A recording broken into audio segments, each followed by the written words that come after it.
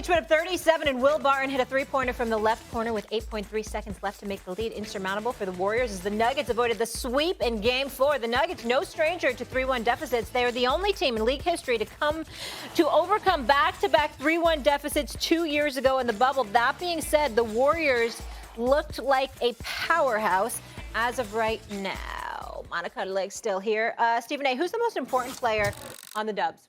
I would tell you right now, it's Klay Thompson. And the reason why is because I love what I'm seeing from Jordan Poole, even though he had a relatively pedestrian performance yesterday. But that was because Steph Curry and Klay Thompson got it going. Game 2, or rather Game 3, it was all three of them. All right, Game 1 and 2, it was Poole. And Game 2, obviously, it was Poole and Steph Curry. Klay Thompson, even though he's been getting his, he really exploded yesterday, and he was incredibly effective. And you need him to be that guy because of his experience, what he knows what to do. I loved a couple of times, Tim, you'll appreciate this. There were a couple of times where normally Golden State would launch a three, and you saw Steve Kerr yelling, and the next thing you know, they pulled it back and then gave the ball to Klay Thompson on the wing to take advantage of Morris, who's obviously relatively smaller than him. You need to see stuff like that because when you got those three going, all of Klay's the question mark because he's still getting back into his groove.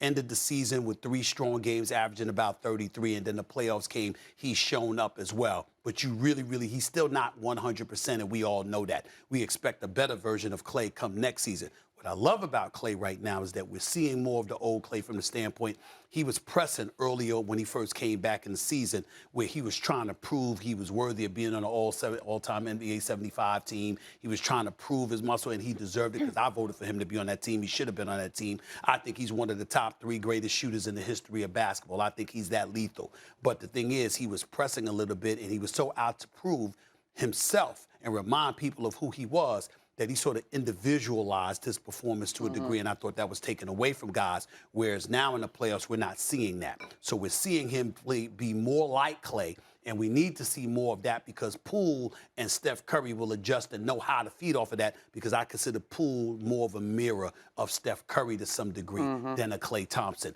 We need Klay to be Klay because he balances things out. That's why I say him. All right, I'm going Draymond. And I think, again, it is a lot of the intangibles. It's not necessarily the box score, although that assist column on the box score, I think, is a huge indicator of the type of ball game that he's had and that the Warriors have had as a whole. Klay, Steph, to me, Jordan Poole, the offense is going to allow those guys to find their spots. But the offense looks different when you got Draymond operating in DHO and off of screens. And then, to me, Draymond's impact is not just on the offensive end. He is, as we all know, the quarterback of that defense, battles against mismatches. He said post-game last night that he thought that he could have stepped up and he could have changed the temperature of the defense as a whole in allowing the Denver Nuggets to get that victory. So to me, it's Draymond because he has the ability to set all of those guys up. He can hit that long ball in terms of pushing for transition baskets. And he just really, to me, is the guy that kind of sets the temperature and allows the rest of those guys to go out and operate with a tremendous amount of confidence. I love both your answers. I could make a great case for both of those guys. And the thing I love about the Warriors more than anything is I always think that the sum of their parts is far greater than any of these individual pieces. It goes together, right? So you can make a case for any of these guys. So I'll take a different guy. I'm going to go with Steph Curry for this reason. I still think this is the dude that stirs the whole thing because there's never been a player in the history of this league has required more communication, preparation, and therefore communication mistakes without the basketball than Steph Curry does.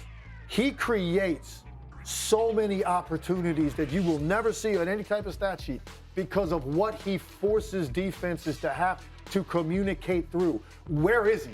Heads are on the floor. Is he about to pop off a down scoot over here? Is that a dribble handoff?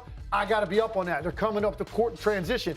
I am 20 feet out beyond where I should be, where I've been taught my whole life to run in defensive transition. So what does that create? It creates driving gaps and seams. It creates space. It makes Draymond Green a better passer because everybody's extended. It makes everybody better. His ability to play without the ball and what that does to defenses, to me, still is the embodiment of what the Warriors are. And that's why I still say it's Steph Curry. There's just nobody like him. He is unique unto himself. The way he plays, as great as those guys are, I still think it requires this guy and playing at a high level so he's that elite level threat that forces defense to overreact, that makes the game easy for everybody else. I agree with you, but I agree with you because of his personality as opposed to his game.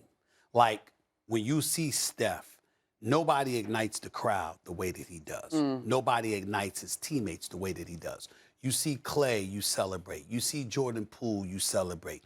When Steph do something, it just has a different feel, a different effect that appears to be more profound. So I don't blame you for that. Maybe I take that for granted, and Draymond I take for granted, which is why I mentioned Klay Thompson. But I also tell you what it also brings to mind. Do you know that when Ben Simmons first let it be known he wanted to get traded?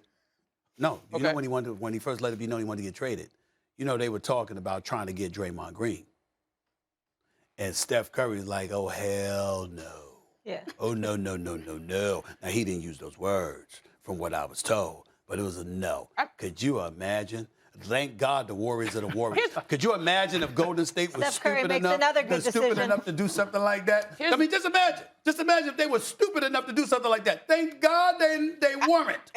Here's the thing that's interesting about that, Stephen A. And Draymond, you dig into the numbers. He's been on the court for 128 minutes. The Warriors have outscored the Nuggets by 63 points in that time frame, right? So he obviously makes a difference. But Tim's point is the thing. Because if you put Draymond, even if that trade hypothetically were to go through, Draymond Green has been tremendously successful because of the system that he is in as well. Yeah. And so that's not even, like, can't even really be fathomed in terms of that potential trade concept. No, 100%.